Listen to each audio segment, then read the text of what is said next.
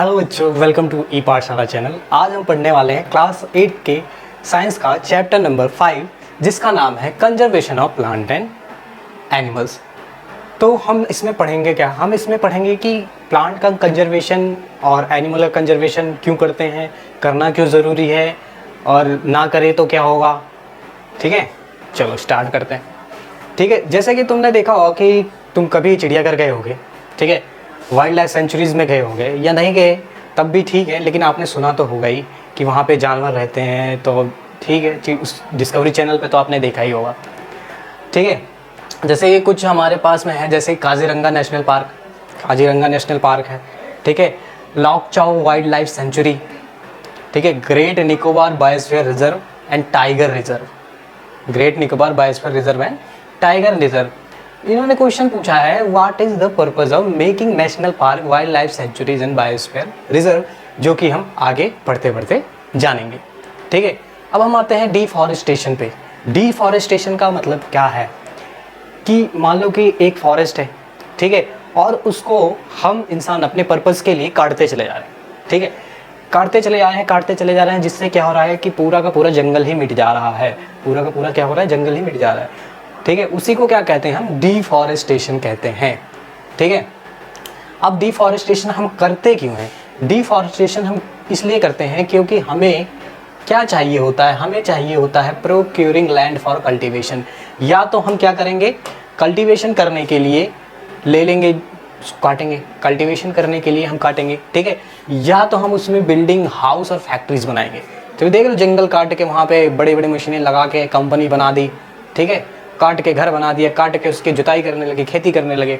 ठीक है, और हम और भी किस लिए काटते हैं? ताकि हम फर्नीचर बना सके और वुड को फ्यूल की तरह यूज कर सके, पिछले चैप्टर में पढ़ा था कि वुड को फ्यूल की तरह भी यूज किया जा सकता है। ठीक है, तो ये रीजन थे जिसकी वजह से क्या होता था कि हम डिफॉरेस्टेशन करते थे, डिफॉरेस्टेशन करते थे। अब कुछ और भी कॉज होते हैं, जैसे कि तुम्हारे पास से कौन से कॉज हैं? डिफॉरेस्टेशन के कुछ नेचुरल कॉज होते हैं, जैसे कि बिजली चमकी, जंगल में आग लग गई, जल गया सब कुछ, ख़त्म, डिफॉरेस्टेशन हो गया। ठीक है, अब बहुत लंबा बाढ़ आ गया, बहुत ज़्यादा बाढ़ आ गया, बाढ़ आने से क्या हुआ, सारे पेड़ उखड़ गए। ठीक है, या फिर पानी की वजह से बहुत सारा स्वेल कर गए, तो क्या हो गए, पेड़ सड़ गए, नीचे से रूट उनकी सड़ गई, या फिर बहुत ज़्यादा सूखा पड़ गया। ठीक है, ड्राउट पड़ गया, बहुत ज़्यादा सूखा पड़ गया, जिससे कि क्या हुआ कि पेड़ पानी बिना मर गए। ठीक है, ये सब भी ये नेचुरल है जो कि डिफॉरेस्टेशन कॉज करते हैं। ठीक है, लेकिन डिफॉरेस्टेशन ज़्यादातर मैन मेड ही होता है। ठीक है, अब हम पढ़ते हैं, यहाँ पे एक्टिविटी है, इसमें लिखा है add more cause to deforestation to your list and classify them to the natural and man. अब आपको क्या करना है, आपको पता करना है कि डिफॉरेस्टेशन के और कौन से कॉज हैं या जो नेचुरल है और मैन मेड है। ठीक है, आप इसके अलावा आपके पास जो भी मिले उसको कमेंट बॉक्स में लिख दें। ठीक है, हम आपके कमेंट जिसका हमको बढ़िया लगा उसका हम रिप्लाई देंगे। ठीक है, ये है कॉन्सिक्वेंसेस ऑफ डिफॉरेस्टेशन। अब डिफॉरेस्टेशन के कौन कौन से कॉज होते हैं कि पेड़ को काटने से हमें क्या क्या नुकसान होता है। ठीक है, चलो हम क्या करते हैं, एक फिगर से समझते हैं। ये देखो, ये है डिफॉरेस्टेशन। क्या है ये? डिफॉरेस्टेशन है। क्या है ये? डिफॉरेस्टेशन। यहाँ देख रहे होगे कि कुछ पेड़ यहाँ पे क्या लगे हुए हैं। क्या है? पेड़ कुछ लगे हुए हैं, लेकिन यहाँ सब देखोगे सारे के सारे पेड़ काट दिए गए हैं। क्या कर दिए गए हैं? सारे के सारे पेड़ काट दिए गए हैं। पेड़ काटने से क्या हो गया है कि यहाँ पे लगभग लैंड जो है बैरन हो गई है। ठीक है, चलो देखते हैं आगे। ये है इफेक्ट ऑफ डिफॉरेस्टेशन। क्या है? Effect of deforestation. जैसे कि वाइल्ड फायर, ठीक है, जंगल में आग लग जाती है, क्या हो गया? डिफॉरेस्टेशन हो गया। ठीक है, अब डिफॉरेस्टेशन करने से क्या होगा? लॉस ऑफ हैबिटेट हो जाएगा। क्या हो जाएगा? लॉस ऑफ हैबिटेट का मतलब क्या होता है कि अब जंगल है, जंगल में बहुत सारे जानवर रहते हैं। ठीक है, जब जंगल कट जाएगा तो उसके जो जानवर रहेंगे उनको रहने के लिए जगह नहीं मिलेगी, यानी कि उनका घर क्या हुआ? ख़त्म हो गया। ठीक, इंक्रीज्ड फ्लडिंग। तो क्या होता था कि जब बाढ़ आती थी या फिर थोड़ी बहुत बाढ़ आती थी तो क्या होता था कि पेड़ जो है वो पानी सोख लेते थे, वो रोक के रखते थे पानी को, ठीक है, होल्ड कर रखते थे। लेकिन अब जब पेड़ कट जाएंगे सॉरी, तो क्या हो जाएगा, फ्लड आ जाएगा, ठीक है। इंक्रीज ड्रॉट, अब क्या होता है कि जो पेड़ होते हैं, ठीक है, वो क्या करते हैं, वो बारिश में बहुत ज़्यादा मदद करते हैं, ठीक है। इससे क्या होता है, अगर पेड़ काट दोगे तो बारिश क्या हो, नहीं होगी, बारिश नहीं होगी तो हमारे यहाँ सूखा पड़ना शुरू हो जाएगा, ठीक। डिस्ट्रप्शन ऑफ वाटर साइकिल, अब जब क्या होगा, अब जब बरसात नहीं होगी तो वाटर साइकिल का डिस्ट्रप्शन हो जाएगा, जिसकी वजह से क्या हो रहा है, सूखा तो पड़ ही रहा है, हमारे लिए पीने के पानी की भी कमी होने लगेगी, ठीक है। जो अंडरग्राउंड वाटर है वो भी कम होने लगेगा, ठीक है। डिस्ट्रक्शन ऑफ रीन्यूएबल रिसोर्सेज, ठीक। अब जो रिसोर्सेज हमें रिन्यूएबल एनर्जी थी जो हमारी, वो भी खत्म होती चली जाएगी। जैसे कि रिन्यूएबल रिसोर्सेज कौन से होते हैं, जैसे कि प्लांट क्या होता है, वो कार्बन डाइऑक्साइड लेता है, ठीक है, और ऑक्सीजन छोड़ता है। तो ये प्लांट ही है जो कार्बन डाइऑक्साइड ले रहा है। अगर कार्बन डाइऑक्साइड कोई लेगा नहीं, ऐसे ही क्या नाम सारे के सारे प्लांट तुम काट दोगे, फॉरेस्ट पूरे के पूरे कट जाएंगे, तो इससे क्या होगा कि CO2 का लेवल बढ़ता चला जाएगा। CO2 का लेवल बढ़ेगा, यानी कि CO2 का लेवल बढ़ने से क्या होता है, अभी पिछले चैप्टर में पढ़ा था, CO2 का लेवल बढ़ने से क्या होता है कि हमारे यहाँ पे गर्मी ज़्यादा पड़ने लगेगी, ओजोन लेयर का डिप्लीशन होना शुरू हो जाएगा, ठीक। क्या है, increased green house gases, increased green house gases बढ़ती चली जाएंगी, ठीक है। पिछले चैप्टर हमने पढ़ा था ग्रीन हाउस गैसेस, पिछले चैप्टर में आपने पढ़ा था ग्रीन हाउस गैसेस के बारे में, ठीक। डिस्ट्रक्शन ऑफ होमलैंड, अब जैसे कि होमलैंड का भी डिस्ट्रक्शन हो जाएगा, क्या हो जाएगा, होमलैंड का डिस्ट्रक्शन, जैसे कि वहाँ पे जो अड़ोस पड़ोस में लोग रहते थे, जब पेड़ कट जाएंगे तो वहाँ सूखा पड़ना शुरू हो जाएगा, सूखा पड़ेगा तो वहाँ पे रहने लायक कोई भी व्यवस्था नहीं रहेगी, तो इंसान वहाँ से भागने लगेगा, ठीक है। चलो आगे बढ़ते हैं।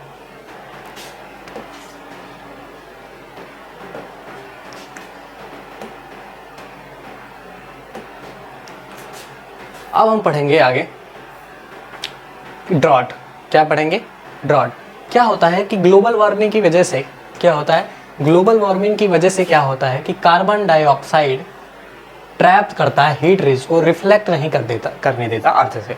वो सन की रेज आई, पृथ्वी पे गिरी और रिफ्लेक्ट होके वो बाहर नहीं गई, वो ट्रैप हो गई, एटमॉस्फेयर में क्या हो गई, ट्रैप हो गई। मान लो कि ये तुम्हारा अर्थ है, ठीक है, यहाँ से सनलाइट आई और ये जो कि यहाँ पे हमारे पास में एटमॉस्फेयर है, इसी में ट्रैप होके रह गई, ठीक।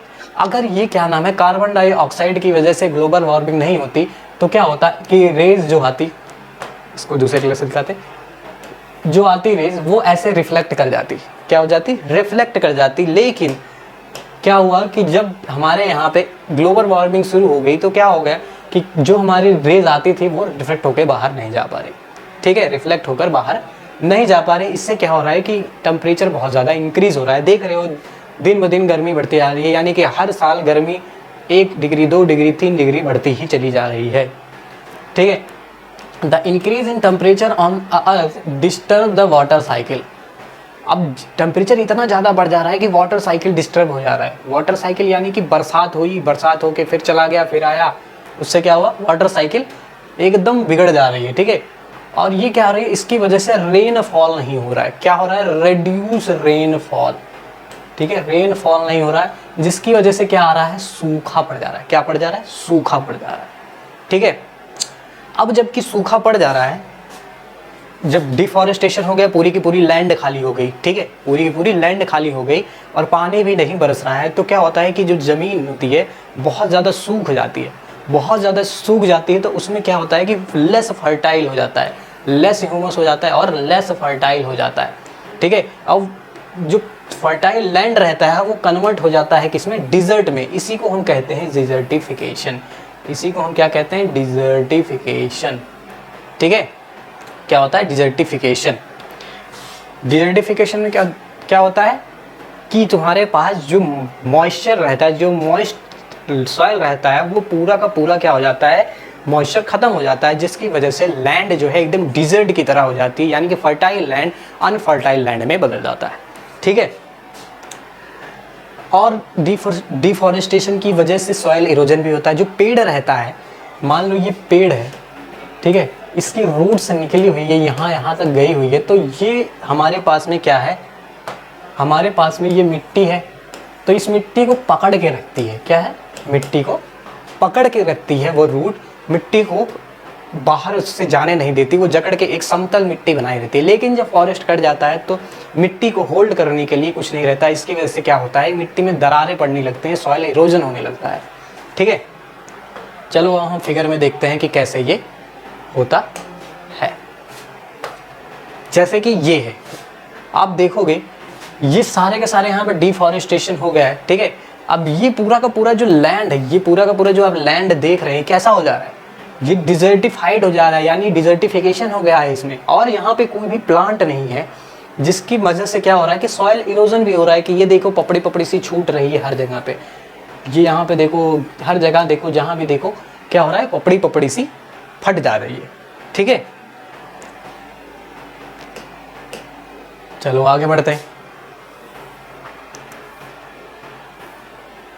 क्या है, डिफॉरेस्टेशन से क्या हो रहा है कि जो वाटर होल्डिंग कैपेसिटी है, जो वाटर को होल्ड करने की कैपेसिटी है सॉइल की, वो खत्म होती चली जा रही है।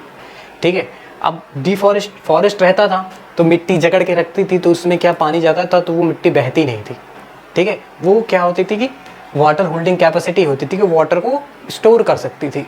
लेकिन अब क्या हो रहा है, the movement of water from the soil surface into the ground is reduced. अब क्या हो रहा है कि जो मूवमेंट हो रहा है वाटर का, कहाँ पे, सॉइल सरफेस से ग्राउंड में, इनफिल्ट्रेशन जिसको कहते हैं, वो कम होता चला जा रहा है। ठीक, क्या खत्म होता चला जा रहा है, जो पानी गिरा है बारिश का वो मिट्टी में गया है, मिट्टी से नीचे जो इनफिल्टर होके जाता है, इनफिल्ट्रेशन होता है जिससे हमको अंडरग्राउंड वाटर मिलता है, वो कम होता चला जा रहा है। जिसकी वजह से क्या हो रहा है कि हमारे पास में क्या आ रहा है, फ्लड आ जा रही है। क्या आ जा रही है, फ्लड आ जा रही है। ठीक है, और जैसे कि न्यूट्रिएंट कंटेंट हो गया, टेक्सचर हो गया, ये सारा का सारा चेंज हो जा रहा है। किसके कारण, डिफॉरेस्टेशन के कारण। ठीक है, चलो एक एक्टिविटी है, क्या है, एक्टिविटी है animal life is also affected by deforestation. क्या हो रहा है, डिफॉरेस्टेशन की वजह से एनिमल लाइफ भी बहुत ज़्यादा इफेक्ट हो रही है। How, list point and discuss them in your class. ठीक है, चलो पढ़ते conservation of forest and wild life. अब हम कंजर्वेशन फॉरेस्ट का और वाइल्ड लाइफ का कैसे कर सकते हैं वो उसमें पढ़ते हैं। ठीक है,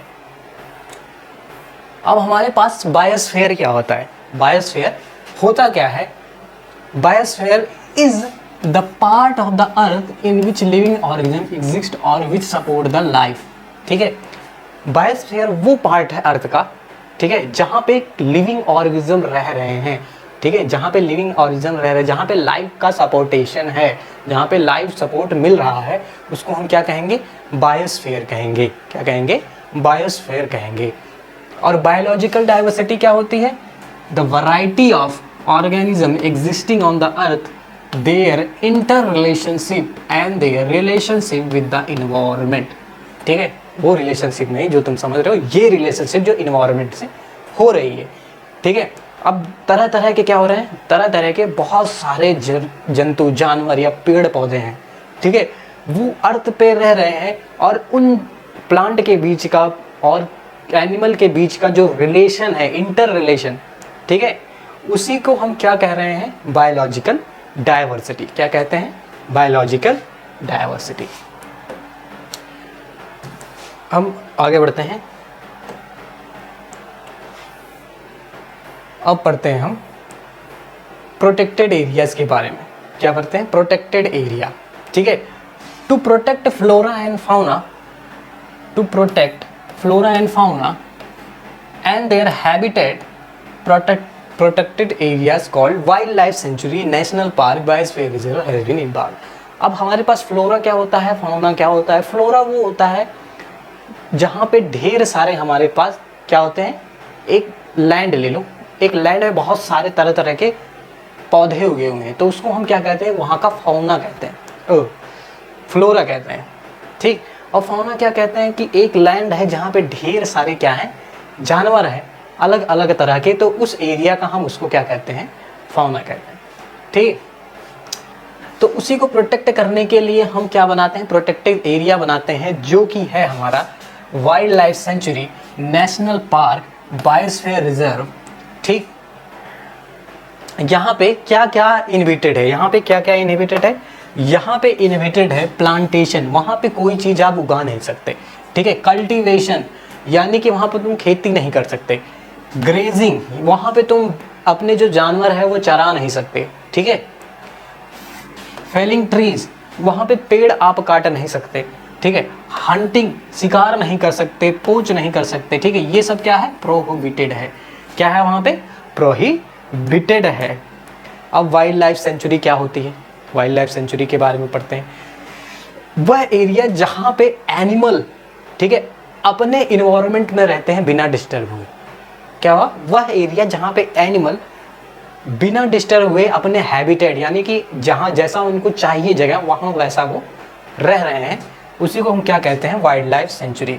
areas where animals are protected from any disturbance to them and their habitat, जहाँ पे उनको डिस्टर्ब करने के लिए कोई ना हो उसको हम क्या कहते हैं, वाइल्ड लाइफ सेंचुरी। क्या कहते हैं, wild life sanctuary, wild life sanctuary. अब नेशनल पार्क क्या होते हैं, नेशनल पार्क वो होते हैं जहाँ पे रिजर्व वाइल्ड लाइफ रहती है। रिजर्व मतलब बचा के रखी गई है वाइल्ड लाइफ, ठीक है।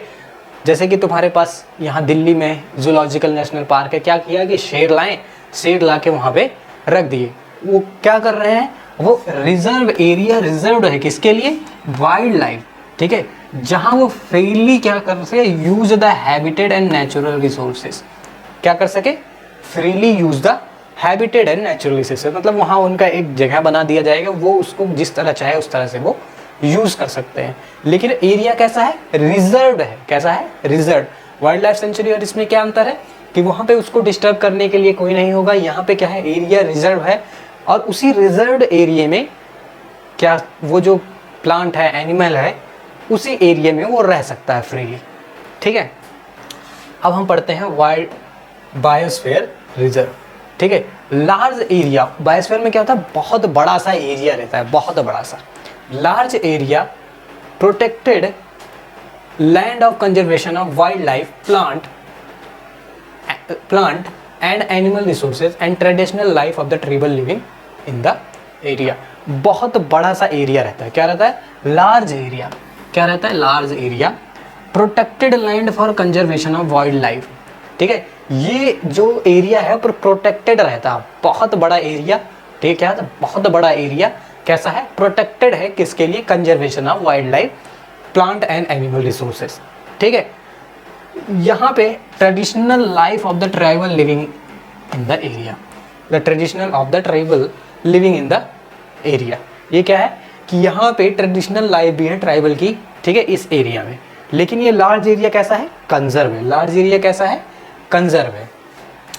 तो हमारे पास वाइल्ड लाइफ सेंचुरी में क्या है कि एनिमल है, प्रोटेक्टेड है फ्रीली अपने ही इन्वायरमेंट में, ठीक है। क्या है, वहाँ पे उनको डिस्टर्ब करने के लिए कोई नहीं है। नेशनल पार्क क्या है, एरिया रिजर्व है, यानी कि एक एरिया है उसी में वो जानवर रह सकता है जैसा चाहे, ठीक है। बायोस्फीयर रिजर्व क्या है, ये बहुत बड़ा एरिया है, बहुत बड़ा एरिया है, ठीक है। प्रोटेक्टेड है लेकिन बहुत बड़ा है किसके लिए, wild life, plant, animal resources, ठीक है, ट्रेडिशनल लाइफ और tribal living in the area, ठीक है। तो आज की इस वीडियो में बस इतना ही, ठीक है। आगे आपसे मिलते हैं नेक्स्ट वीडियो में, ठीक है। तब तक के लिए बाय बाय, जय हिंद, जय भारत।